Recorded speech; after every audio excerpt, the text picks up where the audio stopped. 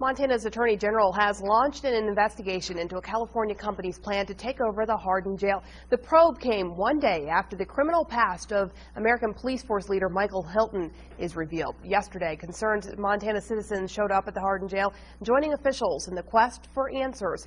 Color 8's Nick Law went to Hardin and has the details. Hello? Anybody home?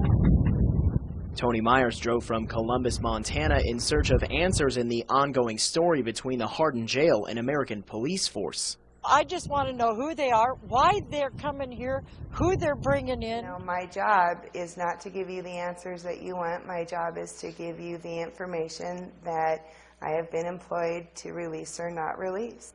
Caught in the crossfire is APF spokesperson Becky Shea, who spent all day answering questions from media members and the public after an AP story linked the security firm's leader, Michael Hilton, to multiple bankruptcies and convictions for more than a dozen felonies. There were no surprises. Michael disclosed this information to me before I agreed to come to work for him. Shea and TRA Vice President Al Peterson both say they knew about the convictions long before the report came out, but are still confident in APF.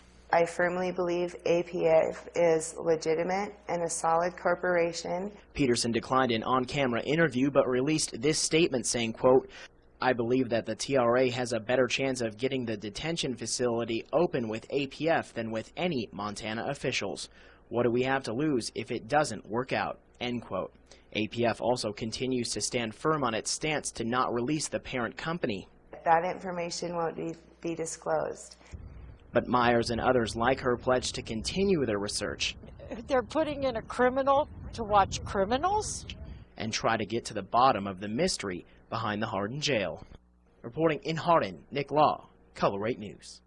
Calls to Michael Hilton were not returned. APF spokesperson Becky Shea says Hilton is currently in California on business and is expected back in Hardin in the next couple of weeks. Well, court records from Orange County, California indicate Michael Hilton has a lengthy criminal past, including a 6-year prison sentence for a dozen counts of grand theft and other charges. Court documents show more than a decade of courtroom appearances for Hilton, starting in 1982 through 1999 on charges including bad checks, fraud, breach of contract, and grand theft. After his release from prison, court documents indicate he was entangled in at least 3 civil lawsuits alleging fraud or misrepresentation. And we learned just yesterday there's a warrant out for Hilton's arrest in Wyoming. A Sheridan County, Wyoming Circuit Court judge issued a warrant September 1st.